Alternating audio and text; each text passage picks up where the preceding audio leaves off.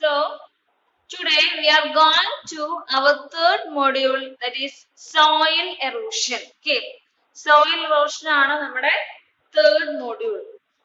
What do you mean by soil erosion? Soil erosion, soil pollution ആണ്. Soil pollution അതിൽ വരുന്ന topic ആണ് soil erosion. Our third module is soil pollution. Pollution of soil. നമ്മൾ കഴിഞ്ഞ മോഡ്യൂളിൽ എന്തായിരുന്നു? First മോഡ്യൂളിൽ നമ്മൾ എയർ പൊല്യൂഷനെ പറ്റിയാണ് പഠിച്ചത് അല്ലേ? In first module we discussed about air pollution. In second module we discussed about water pollution, and in today we are going to discuss about soil pollution. Okay, soil pollution. Soil pollution. Soil pollution. What do you mean by soil pollution? എന്താണ് soil pollution എന്ന് പറഞ്ഞാൽ? What is soil pollution? Soil pollution means the presence of toxic chemicals or contaminants in soil in high concentrations. അല്ലേ? നമ്മുടെ സോയിലില് നമ്മുടെ toxic materials അല്ലെങ്കിൽ contaminants ഉണ്ടാവണേനെയാണ് നമ്മൾ എന്ത് പറയുന്നത്? സോയിൽ പൊല്യൂഷൻ എന്ന് പറയുന്നത് അല്ലേ? It is the mixing of or presence of toxic materials in the soil. സോയിലിൽ അല്ലെങ്കിൽ എന്തെങ്കിലും കണ്ടാമിനൻസോ അല്ലെങ്കിൽ പൊല്യൂട്ടൻസോ ഉണ്ടെങ്കിൽ നമ്മൾ അതിനെ എന്ത് പറയും? സോയിൽ പൊല്യൂഷൻ എന്ന് പറയും. And it will affect the human life അല്ലെ? ഹ്യൂമൻ ലൈഫിന് അല്ലെങ്കിൽ ഹ്യൂമൻ ഹെൽത്തിനെ അഫക്ട് ചെയ്യുകയും ചെയ്യും. അതാണ് സോയിൽ പൊല്യൂഷൻ അല്ലെ? അപ്പോ നമുക്ക് in another words it can also be defined as it is anything that causes contamination of soil and degrades the soil quality. Okay, അത് സോയിലിനെ കണ്ടാമിനേറ്റ് ചെയ്യുകയും ചെയ്യും, ഒപ്പം തന്നെ സോയിലിന്റെ ക്വാളിറ്റിനെ ബാധിക്കുകയും ചെയ്യും. അങ്ങനെയുള്ളതിനെയാണ് നമ്മൾ എന്ത് പറയുന്നത്? സോയിൽ പൊല്യൂഷൻ എന്ന് പറയുന്നത്. Okay, it will affect the contaminants. It will there should be the presence of contaminants in the soil, and also it will affect the quality of the soil. Soil quality ബാധിക്കും, അതേപോലെ തന്നെ സോയിലിനെ pollution ആക്കുകയും ചെയ്യും. അപ്പൊ അങ്ങനെയാണ് നമ്മൾ എന്ത് പറയുന്നത്? സോയിൽ പൊല്യൂഷൻ എന്ന് പറയുന്നത് അല്ലെ? പൊല്യൂട്ടൻസിനെ നമ്മൾ വിളിക്കുന്ന വേറെ പേരാണ് കണ്ടാമിനൻസ് അല്ലെ? നമ്മൾ ഓൾറെഡി പഠിച്ചിട്ടുള്ളതാണ് അല്ലെ? പൊല്യൂട്ടൻസ് തന്നെയാണ്. പൊല്യൂട്ടൻസ് എന്നുള്ളതിന്റെ വേറെ പേരാണ് കണ്ടാമിനൻസ് എന്ന് പറയും. പൊല്യൂട്ടൻസ് നമ്മൾ വിളിക്കുന്ന പേരാണ് കണ്ടാമിനൻസ്. ഓക്കെ, അപ്പൊ what are the sources of soil pollution? Next is sources of soil pollution.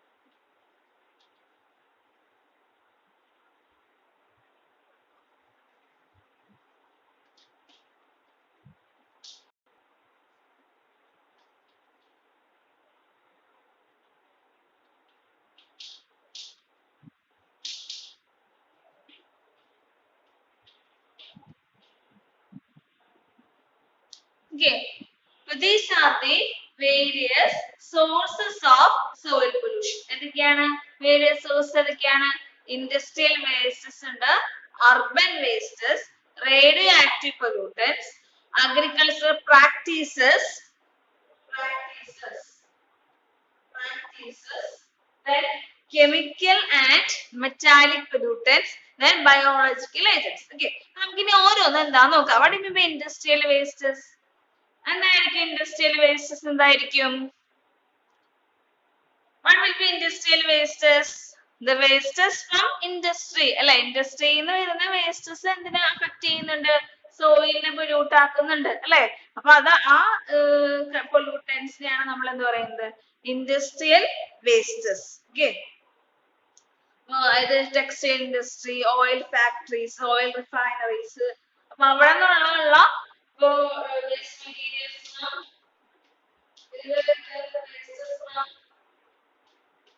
oil factories, textiles, അതൊക്കെ ഇതിൽ വരുന്നതാണ് industrial wastes വരുന്നതാണ്.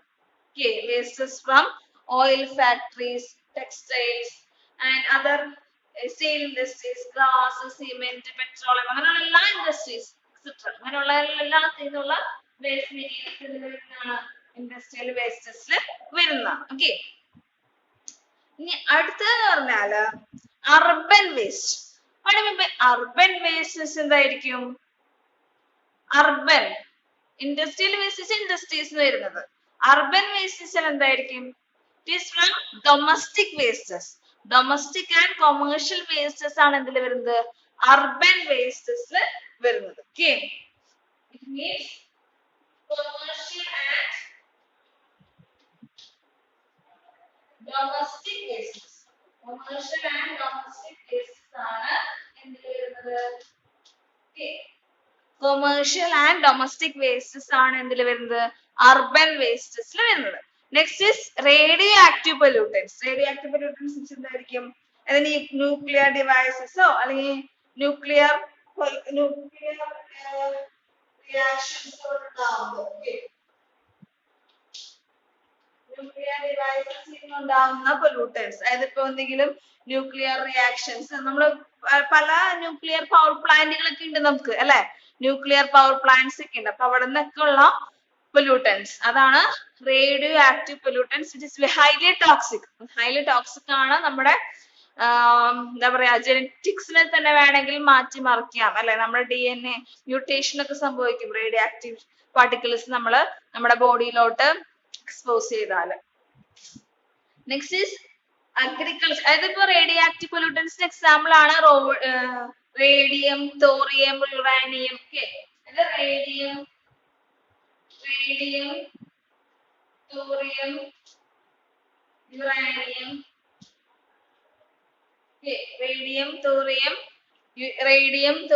യുറാനിയം ഒക്കെയാണ് എന്തിന് എക്സാമ്പിള് ന്യൂക്ലിയർ ഡിവൈസസിന് ന്യൂക്ലിയർ പൊല്യൂട്ടൻസിന് എക്സാമ്പിൾ ആണ് നെക്സ്റ്റ് ഈസ് അഗ്രികൾച്ചറൽ പ്രാക്ടീസസ് വെച്ചാല് ഇപ്പൊ നമ്മുടെ അഗ്രികൾച്ചറിൽ ഇപ്പൊ നമുക്ക് agriculture is one of the most income from our country അല്ലെ നമ്മുടെ ഇൻകം ഉണ്ടാക്കുന്ന മെയിൻ ആയിട്ടുള്ള സെക്ടർ ആണ് അഗ്രികൾച്ചർ സെക്ടർ എന്ന് പറഞ്ഞാൽ അപ്പൊ അല്ലെ അപ്പൊ അതിന് വേണ്ടിയിട്ട് ഹൈ ഈൽഡ് പ്രൊഡ്യൂസ് ചെയ്യാൻ അല്ലെങ്കിൽ നമുക്ക് നല്ല ഉൽപാദനശേഷി വർദ്ധിപ്പിക്കാനായിട്ട് നമ്മൾ എന്ത് ചെയ്യും we have to add certain pesticides fertilizers എല്ലാം നമ്മൾ ആഡ് ചെയ്യുന്നുണ്ട് അല്ലെ പെസ്റ്റിസൈഡ് ആഡ് ചെയ്യുന്നുണ്ട് അല്ലെങ്കിൽ ഫെർട്ടിലൈസേഴ്സ് ആഡ് ചെയ്യുന്നുണ്ട് പക്ഷെ ഈ ഫെർട്ടിലൈസറും പെസ്റ്റിസൈഡ്സ് എന്നൊക്കെ പറഞ്ഞാൽ എന്താണ് ഇറ്റ് ഈസ് ടോക്സിക് ആണ് നമുക്ക് ടോക്സിക് ആയിട്ടുള്ള സാധനങ്ങളാണ് അത് സോയിലിനെ എന്ത് ചെയ്യുന്നുണ്ട് പൊല്യൂട്ട് ചെയ്യുന്നുണ്ട് okay so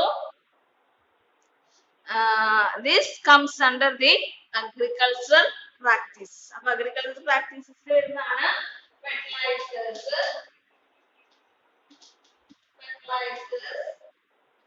pesticides farm wastes etc. These are comes under agricultural practices. Next is chemical and metallic pollutants. Chemical and metallic pollutants എന്ന് പറഞ്ഞാല് സിന്തറ്റിക് ഇതേപോലെ തന്നെ കെമിക്കൽ പൊല്യൂട്ടൻസ് തന്നെയാണ് ഫെർട്ടിലൈസേഴ്സ് സിന്തറ്റിക് ആയിട്ടുള്ള അതായത് നാച്ചുറൽ ഫെർട്ടിലൈസർ ഉണ്ട് ആർട്ടിഫിഷ്യൽ ഫെർട്ടിലൈസേഴ്സ് ഉണ്ട് അപ്പൊ ആർട്ടിഫിഷ്യൽ ആയിട്ടുള്ള സാധനങ്ങളാണ് കെമിക്കൽ പൊല്യൂട്ടൻസിൽ വരുന്നത് ഓക്കെ അത് inorganic compounds organic and inorganic compounds ഇത് സിന്തറ്റിക് കെമിക്കൽസ് ഒക്കെ സിന്തറ്റിക് കെമിക്കൽസ് ഒക്കെയാണ് ഇതിൽ വരുന്നത് chemical metallic pollutants ഇനി ബയോളജിക്കൽ ഏജന്റ്സ് എന്ന് പറഞ്ഞാൽ എന്താണ് ബയോളജിക്കൽ ഏജന്റ്സ് എന്ന് പറഞ്ഞാൽ അത് എന്തൊക്കെ പൊല്യൂട്ടൻസ് ആണെങ്കിലും വരാ ബയോളജിക്കൽ ഏജന്റ്സ് മീൻസ് മാൻ എക്സ്ക്രീഷൻ അല്ലെങ്കിൽ പാത്തോജനിക് ഓർഗാനിസംസ് ആണ് കൂടുതലായിട്ടുള്ളത്. Pathogenic organisms pathogenic organisms pathogenic agents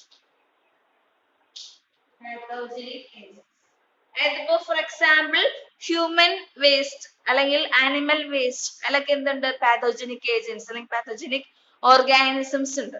and they may affect the soil quality as well as soil texture and textureനൊക്കെ മാറ്റം സംഭവിക്കും. അതാണ് ആ പത്തോജനിക് ഏജന്റ്സിനെയാണ് ബയോളജിക്കൽ ഏജന്റ്സ് ആയിട്ട് നമ്മൾ പറയുന്നത്. Okay, pathogenic organisms naturally occurring ഉണ്ടാവും അല്ലെങ്കിൽ excreted by man and excreted by animals. Animals waste ചെയ്യുന്നതും ഹ്യൂമൻ വേസ്റ്റ് ചെയ്യുന്നൊക്കെ ഉള്ള പാത്തോജനിക് ഓർഗാനിസംസ് ആണ് എന്തിൽ വരുന്നത് ബയോളജിക്കൽ ഏജന്റ്സിൽ വരുന്നത്. So these are the sources of soil pollution. ഇപ്പൊ ഇൻഡസ്ട്രിയൽ വേസ്റ്റസ് ഉണ്ടാവും, അർബൻ വേസ്റ്റ് ഉണ്ട്, റേഡിയോ ആക്റ്റീവ് പൊല്യൂട്ടൻസ് ഉണ്ട്, agriculture, chemical and metallic pollutants and biological agents. Okay, so next topic is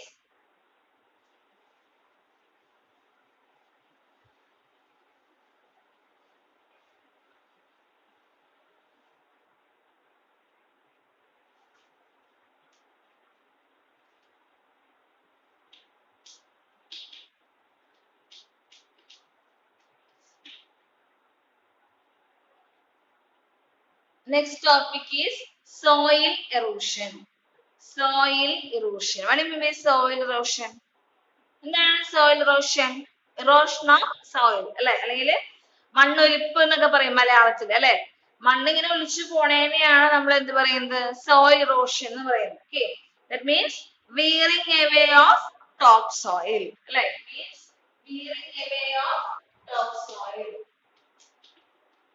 wearing away of topsoil. മേൽമണ്ണ് ഒലിച്ചു പോണേനെയാണ് നമ്മൾ എന്ത് പറയുന്നത് soil erosion or wearing away of topsoil. That is soil erosion. അപ്പൊ അതിനെന്ത് സംഭവിക്കും, soil particles എന്താ പറയാ നമ്മുടെ പല സോയിലിലെ പല പാർട്ടിക്കിൾസ് എന്ത് ചെയ്ത് പോകുന്നുണ്ട്, ഇങ്ങനെ എന്താ പറയാ വിയർ ചെയ്ത് പോകുന്നുണ്ട് അല്ലെങ്കിൽ ഒലിച്ചു പോകുന്നുണ്ട് അല്ലെ. അപ്പൊ അതിനെയാണ് നമ്മൾ എന്ത് പറയുന്നത് soil erosion എന്ന് പറയുന്നത്. Okay, what are the agents of soil erosion? എന്തൊക്കെയാണ് agents?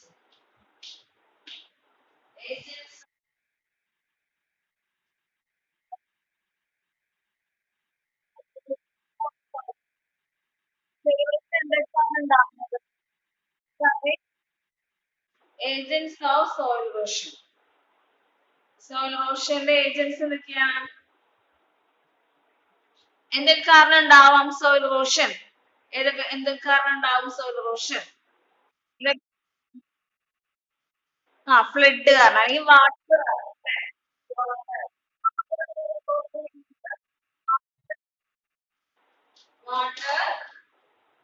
then wind erosion,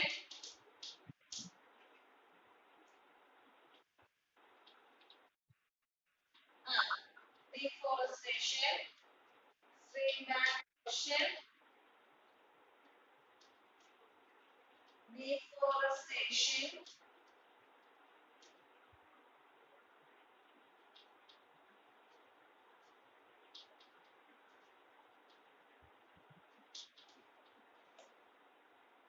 landslide erosion. These are the main agents of soil erosion. Water erosion എന്നുവെച്ചാൽ വാട്ടർ കാരണം, ഇത് റെയിൻഫാൾ അല്ലെ, റെയിൻഫാൾ കാരണം ഉണ്ടാവുന്ന erosion. മഴ പെയ്യുമ്പോൾ വെള്ളം ഇങ്ങനെ ഒലിച്ചു പോകും, അതിന്റെ കൂടെ തന്നെ എന്തും ഒലിച്ചു പോകും, മണ്ണും ഒലിച്ചു പോകും അല്ലെ. മണ്ണൊലിപ്പ് ഉണ്ടാവും മഴ പെയ്യുമ്പോൾ. So it will cause soil erosion. Rainfall causes soil erosion അല്ലെ. നമ്മുടെ മനസ്സിൽ ആദ്യം വരുന്ന വേർഡ് റെയിൻഫാൾ എന്നാണ് അല്ലെ. വാട്ടർ erosion എന്ന് പറഞ്ഞാൽ it is mainly due to rainfall. Rainfall കാരണമാണ് എന്ത് സംഭവിക്കുന്നത് വാട്ടർ erosion, ഫ്ലഡ് വരുമ്പോഴും ഉണ്ടാവും അല്ലെ. ഇനി നെക്സ്റ്റ് എന്താണ് വിൻഡ് erosion. വിൻഡ് erosion എന്ന് പറഞ്ഞാല് വിൻഡ് കാരണം നിങ്ങൾ ചില എന്താണ് കുന്ന് അങ്ങനെയുള്ള സ്ഥലങ്ങളിൽ അല്ലെങ്കിൽ പിന്നെ അധികം പ്ലാന്റുകൾ ഇല്ലാത്ത, അധികം ട്രീസ് ഒന്നും ഇല്ലാത്ത സ്ഥലത്ത്, വെജിറ്റേഷൻസ് ഇല്ലാത്ത സ്ഥലത്താണ് വിൻഡ് ഇറോഷൻ ഉണ്ടാവുക. അത് വിൻഡ് കാരണം മണ്ണിങ്ങനെ എന്താ പറയാ, മരുഭൂമി പോലുള്ള സ്ഥലങ്ങളിലൊക്കെ ഇങ്ങനെ മണ്ണ് ഇങ്ങനെ കാറ്റ് ഇങ്ങനെ വന്നിട്ട് മണ്ണ് ഇങ്ങനെ പോണത് നിങ്ങൾ കണ്ടിട്ടുണ്ടാവും, ടിവിയിലൊക്കെ കണ്ടിട്ടുണ്ടാവും അല്ലെ? കണ്ടിട്ടില്ലേ ഇത്? വിൻഡ് വീശുമ്പോ, കാറ്റ് വീശുമ്പോ മണ്ണിങ്ങനെ പോകുന്നത്, മണ്ണിങ്ങനെ പറന്നു പോണത് പോലെ കണ്ടിട്ടുണ്ടാവും. So that is wind erosion. Wind erosion നമ്മുടെ ഇവിടങ്ങളിലൊന്നും ഉണ്ടാവാറില്ല. വിൻഡ് ഇറോഷൻ നമ്മുടെ വെജിറ്റേഷൻ കുറവായ സ്ഥലത്ത് അല്ലെങ്കിൽ ട്രീസ് കുറവായ സ്ഥലത്താണ് വിൻഡ് ഇറോഷൻ ഉണ്ടാവുള്ളൂ. Okay. Next is stream bank erosion. What is stream bank erosion? അതാണ് flood. Okay, flood കാരണമാണ് stream bank erosion. Next is landslide. Landslide എന്ന് വെച്ചാൽ just ഒരു വാട്ടറും ഗ്രാവിറ്റിയും കൂടി ഒരുമിച്ച് ഉണ്ടാകുമ്പോഴുള്ള ചില ടൈപ്പ് ഇറോഷൻസ് ആണ് landslide erosion.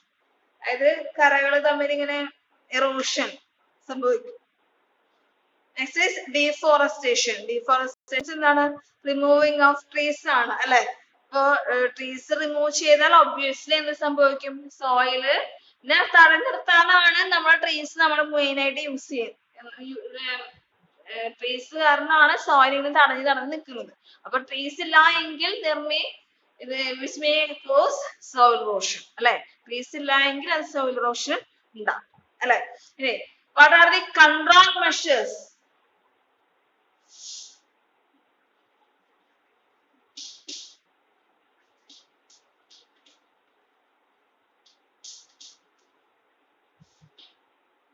Control of soil erosion. നമുക്ക് എങ്ങനെ soil erosion നമുക്ക് എങ്ങനെ control ചെയ്യാം? What are the methods for controlling the soil erosion? Soil erosion നമുക്ക് എങ്ങനെ control ചെയ്യാം? Soil erosion can be controlled by flood control. Flood control.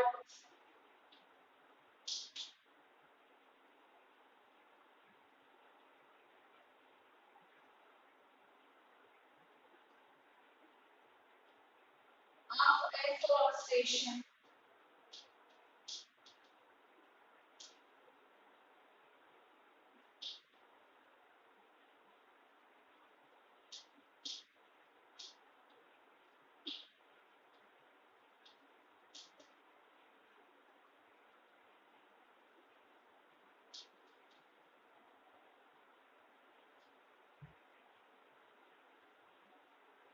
Soil management. അതായത് flood control. Afforestation എന്താണ്? നമ്മുടെ ചെടികള് അല്ലെങ്കിൽ ട്രീസ് വെച്ച് പിടിപ്പിക്കുക. ഓക്കെ, ഇത്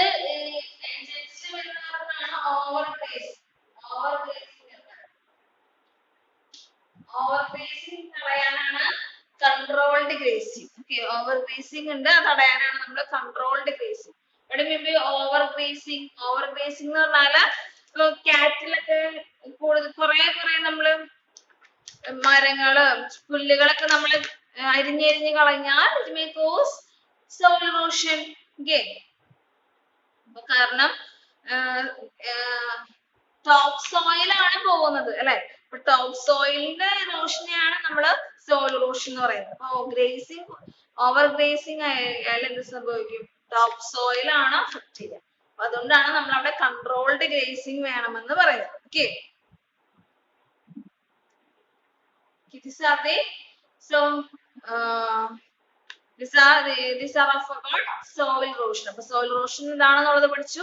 wearing away of top soil. Top സോയിലിനെ wear ചെയ്യുക അല്ലെങ്കിൽ ടോപ്പ് സോയിലിനെ ഒഴുകി പോകുന്നതിനെയാണ് നമ്മൾ എന്ത് പറയുന്നത്? soil erosion എന്ന് പറയുന്നത്.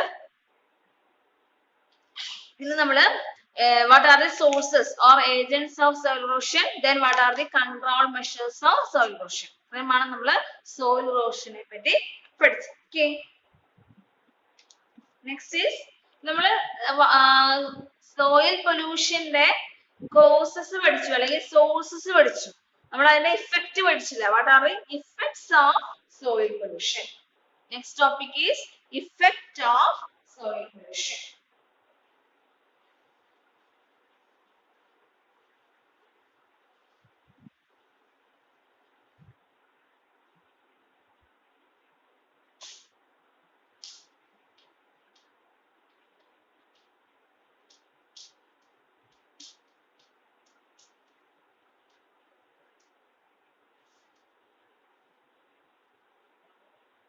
Effects of soil pollution. Soil pollution കാരണം എന്തൊക്കെ ഇഫക്റ്റ് ഉണ്ടാവും അല്ലെങ്കിൽ എന്തൊക്കെയാണ് നമുക്ക് അതിന്റെ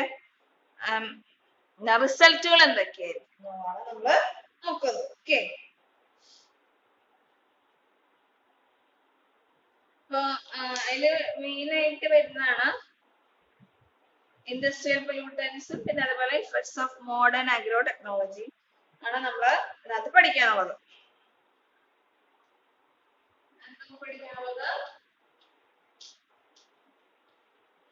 ഇഫക്ട്സ് ഓഫ് ഇൻഡസ്ട്രിയൽ പൊല്യൂട്ടൻസ്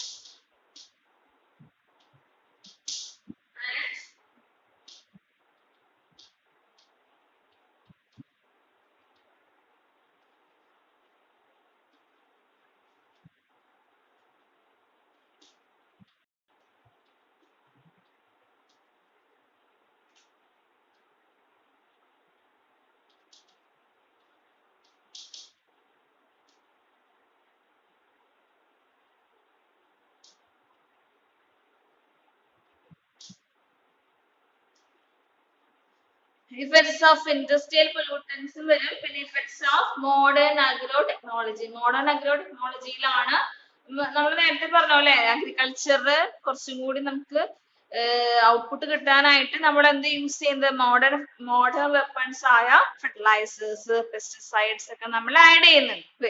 അപ്പൊ അതൊക്കെ കൊണ്ട് എന്തൊക്കെ സംഭവിക്കുന്നത് എന്നുള്ളതാണ് നമ്മൾ ഇഫക്ട്സ് ഓഫ് സോയിൽ പൊല്യൂഷനിൽ പഠിക്കാനുള്ളത്. ഓക്കെ, അപ്പോ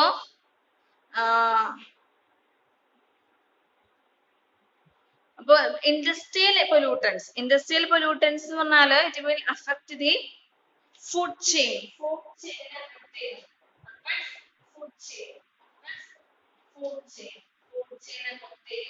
അതേപോലെ തന്നെ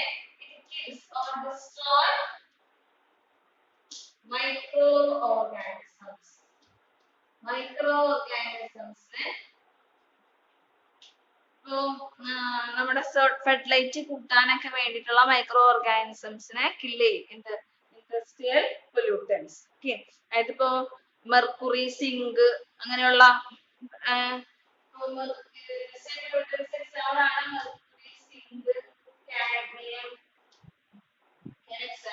ഇതൊക്കെ സംഭവിക്കുമ്പോൾ it will affect the food chain affect ചെയ്യും, ഒപ്പം തന്നെ മൈക്രോ ഓർഗാനിസംസിനെ. നെക്സ്റ്റ് മോഡേൺ അഗ്രോ ടെക്നോളജി വരുന്നതാണ് ഫെർട്ടിലൈസേഴ്സും പെസ്റ്റിസൈഡും.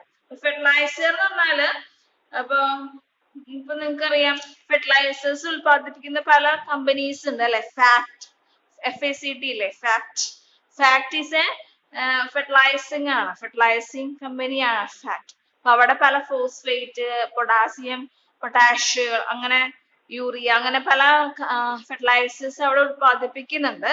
സോ അതെന്ന് വെച്ചാൽ അഗ്രികൾച്ചറിന് വേണ്ടിയിട്ടാണ് അത് പ്രൊഡ്യൂസ് ചെയ്യുന്നത്. പക്ഷെ എന്ത് സംഭവിക്കും, ഇറ്റ് വിൽ ഡിക്രീസ് ദി ഇപ്പൊ പൊട്ടാസ്യം ഫെർട്ടിലൈസർ ഒക്കെ നമ്മൾ ആഡ് ചെയ്യുകയാണെങ്കിൽ ഇപ്പൊ നമ്മള് വിറ്റമിൻ സിനെ അഫക്ട് ചെയ്യും. അസ്കോർബിക് ആസിഡ് ആണ് വിറ്റമിൻ സി. അതിപ്പോ തക്കാളി, നാരങ്ങ അങ്ങനെയുള്ള സാധനങ്ങളിലൊക്കെ ഉള്ളതാണ് വൈറ്റമിൻ സി അല്ലെങ്കിൽ അസ്കോർബിക് ആസിഡ്. അപ്പൊ അതിനെ എന്ത് ചെയ്യും, അത് തന്നെ fertilizers may decrease the amount of ascorbic acid in vegetables and fruits.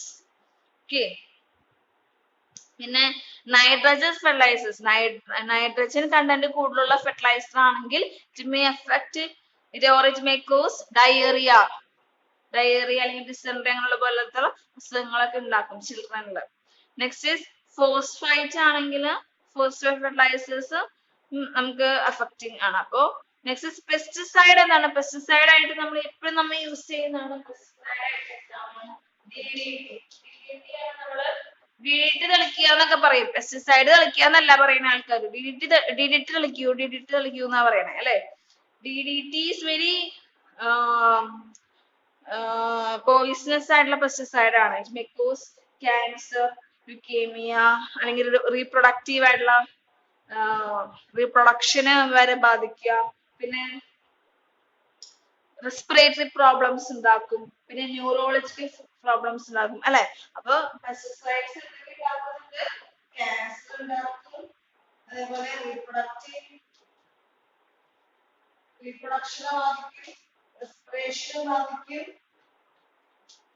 Respiratory സിസ്റ്റത്തെ ബാധിക്കും, റിപ്രൊഡക്റ്റീവ് ബാധിക്കും, ന്യൂറോളജിക്കലായിട്ടും ബാധിക്കും. Okay, so these are the effects of soil erosion. Okay.